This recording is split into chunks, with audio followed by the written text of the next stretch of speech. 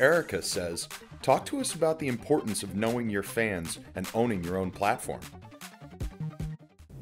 So much importance. I totally think that you need to be able to connect with the people who are paying for your music, paying to come see your live shows, even not paying, just ripping offline and really loving your music. Those are the people who support your entire career. If you can't connect with them, whether that's online, face-to-face at shows, etc., then you have nothing.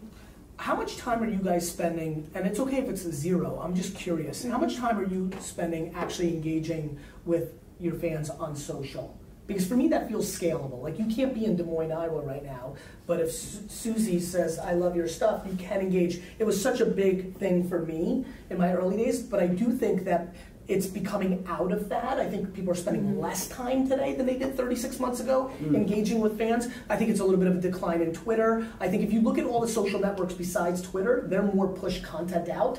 Instagram, Snapchat, YouTube, you push content out, whereas Twitter, when it was in its prime, was a little bit more back and forth. So I was curious, and don't forget, it doesn't come natural to everybody, you're doing other things, but where are you guys right now with literally like making a video and being like, thanks Sal, or like replying to like Karen in a snap, or engaging with a comment in Instagram and actually replying to it?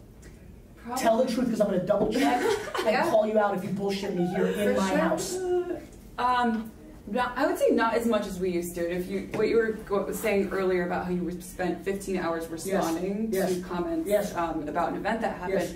When we first started off, Jake was saying, follow every fan. Like, Jake, you really encouraged us. Yeah, exactly.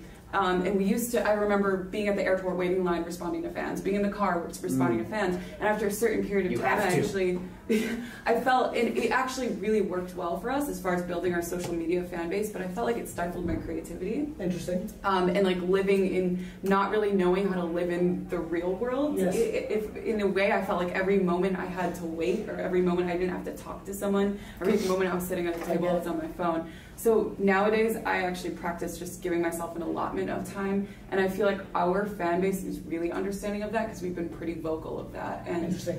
So I don't think they take it personally. Right. It takes us 5 days to respond. Right, that's your authentic place. Yeah, and I also feel like spiritually, I'm going in one direction where I want to spend less time online. Yes. Business-wise, I understand that it's so important to engage, but that's why we do have people like Jake and I go through phases. We just released an EP a month ago. I was online the entire week, pretty much, just responding to people consistently. Kind of went downhill after there, and I probably spent a good 3 hours every week, maybe just responding to people every Monday or every Friday. I just sit down every morning and just respond. Where? What platforms? Twitter mainly. Twitter. That's the only one I really... Are you guys producing content for Snapchat?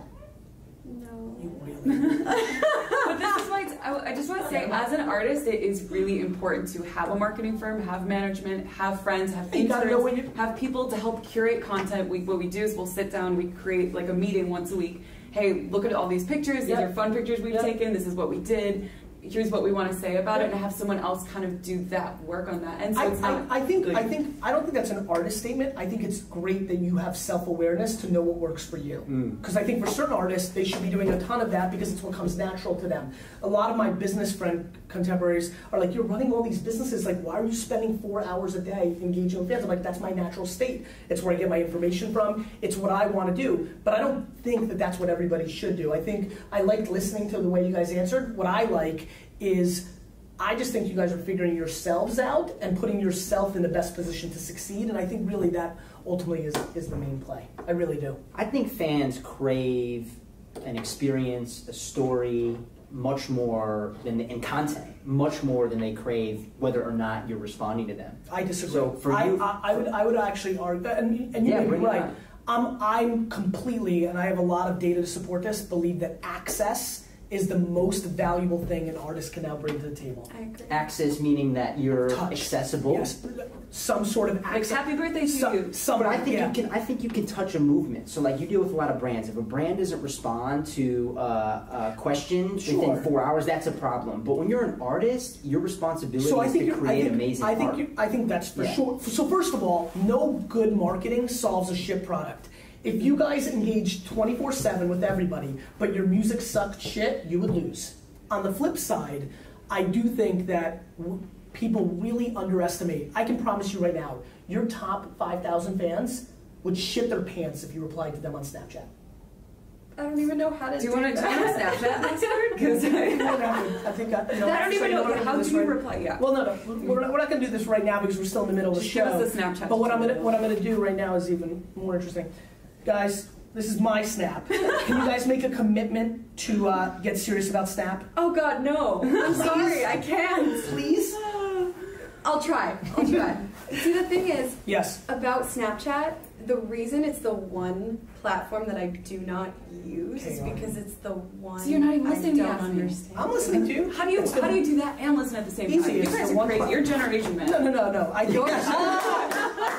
think that it's behavior, right? It's the 10,000 hours. You put in the work, you can do it. I mean, I think you like multitask like that for 10,000 hours. I think you multitask quite a bit. I do. Of course.